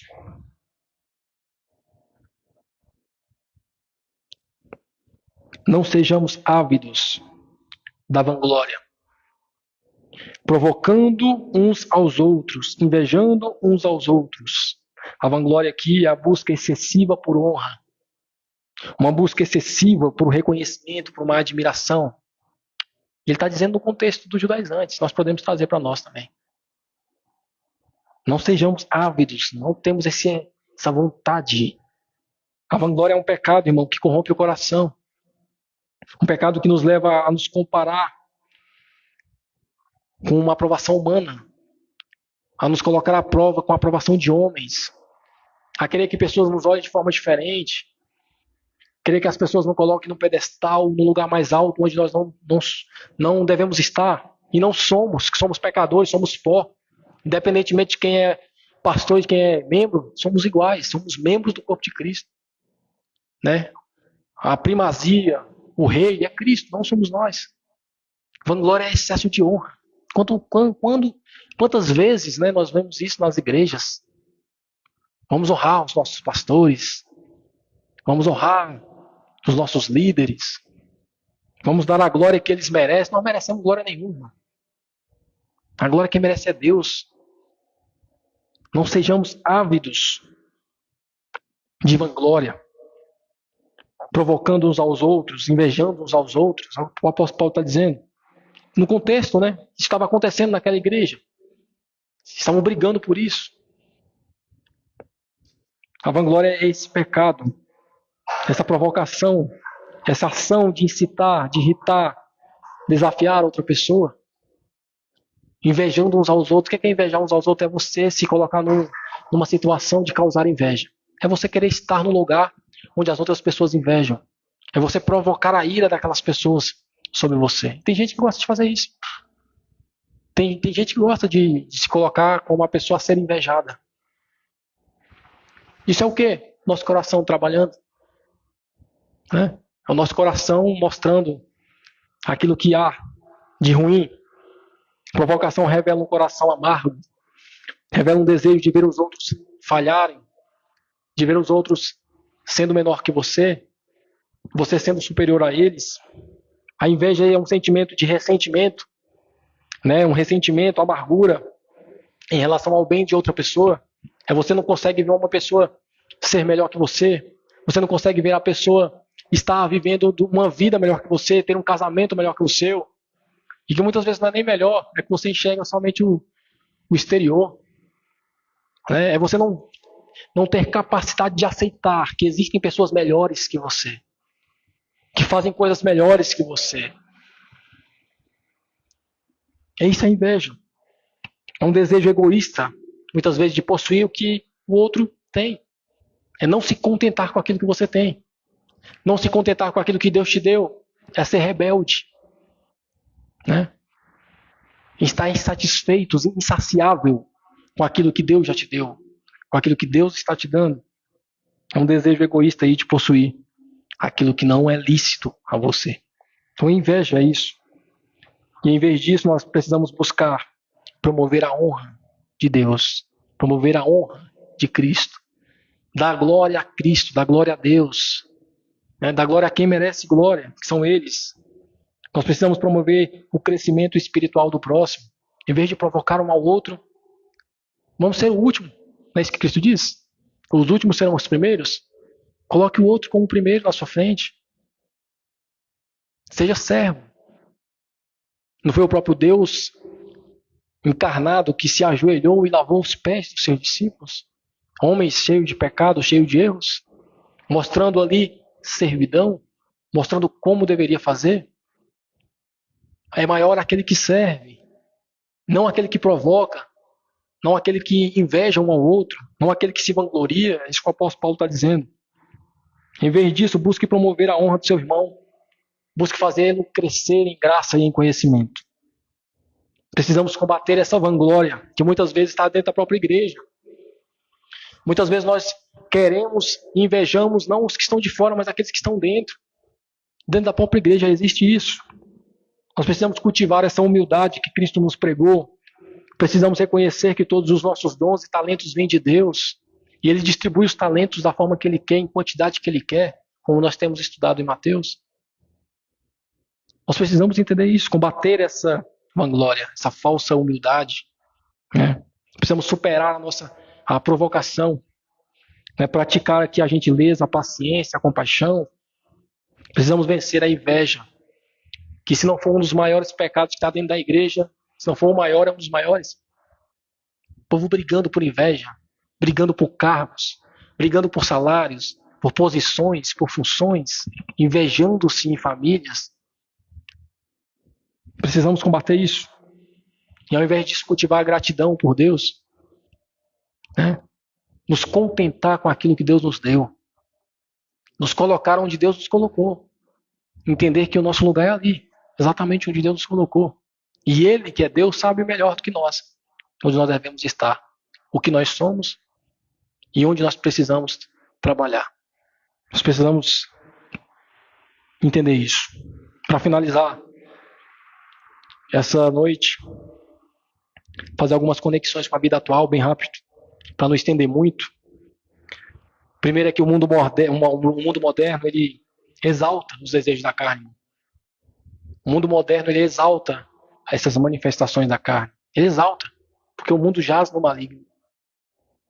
O que você vai mais ver é jornal, novelas, filmes e séries exaltando isso. Pegue essa lista e assista qualquer tipo de filme, você vai encontrar. Não há um filme, não há uma série, não há algo que possa influenciar a mídia, o mundo hoje em dia, que possa influenciar você e seus filhos, que não tenha embutido essas manifestações. Pastor, então tem que deixar de assistir? Não. Você não pode ser influenciado por isso. Você tem que entender que isso é errado. Você tem que entender que isso aí não é para a sua vida. Você tem que entender que aquele estilo de vida não é o estilo de vida que você deve viver. Percebe?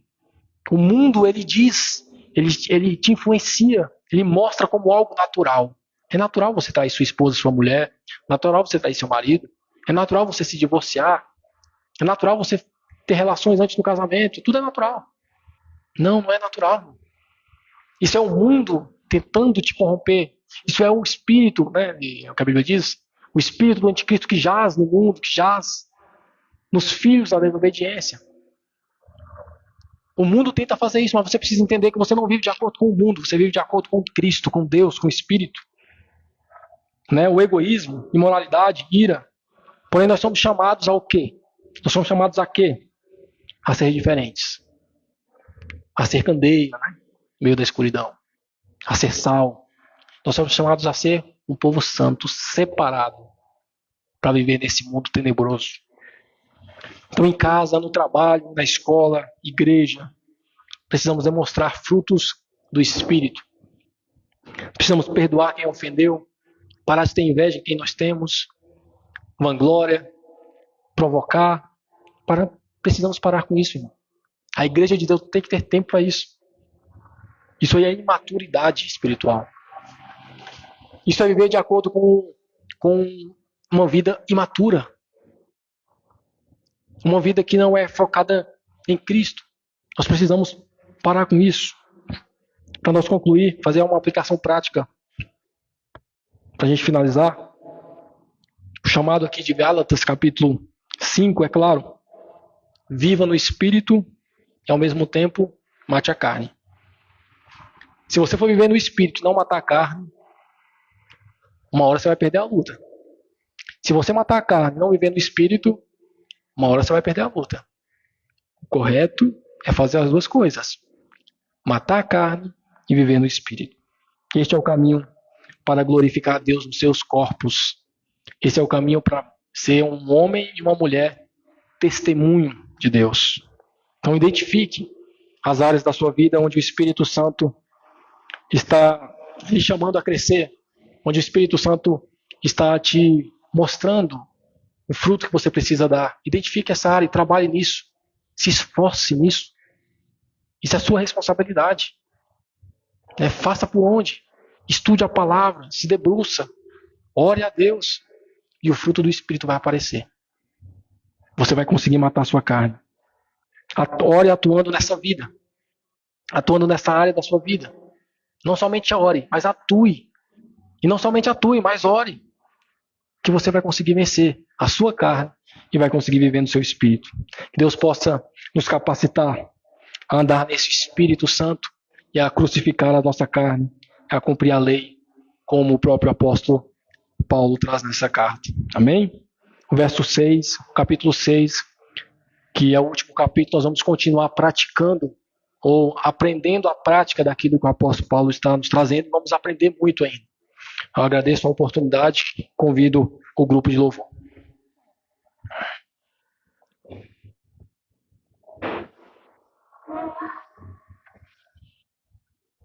Boa noite, irmãos, graça e paz.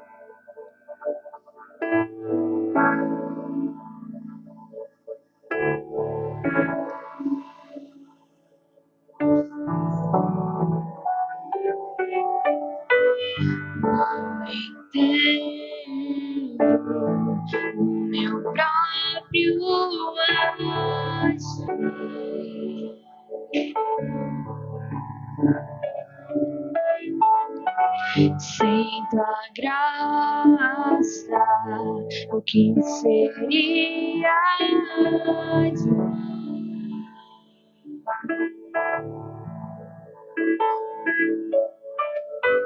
Não entendo o meu próprio agir.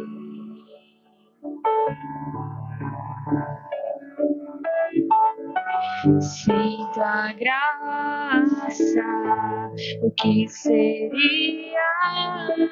de mim, Deus? Pois o bem que eu quero fazer não faço, e o mal que eu quero esse sim acabo cometendo. E meu ser milita carne e espírito em uma guerra infindável, a qual eu não me rendo. Pois meu corpo já foi vendido como escravo, e não existe bem nenhum em mim, apenas o pecado. Mas eu sei que no tocante ao meu interior tenho prazer na tua lei, tu és meu amado. Então liberta-me de mim, eu quero ser a sua casa. Se o Senhor estiver aqui, eu sei eu venço o pecado. Então enche-me de ti, até que não haja mais espaço. Pois quando estou em tua presença, o meu viver é transformado.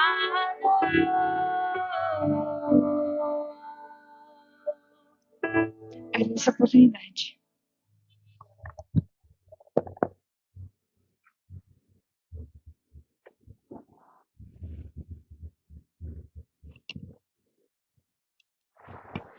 Amém. Glória a Deus. Em tempos em que virou uma moda terceirizar o pecado, entender o que é andar no Espírito desmistifica o que nós temos visto sendo pregado como verdade por aí.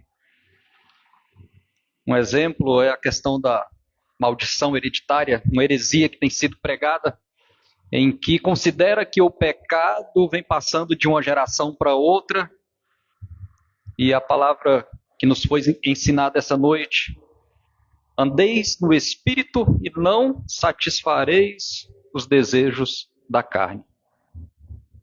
Que Deus abençoe o pastor Marconel, que Deus continue lhe usando para trazer as verdades, desmistificando tantas heresias que são ensinadas nas diversas igrejas por aí, e que nós possamos verdadeiramente ser guiados pelo Espírito Santo de Deus.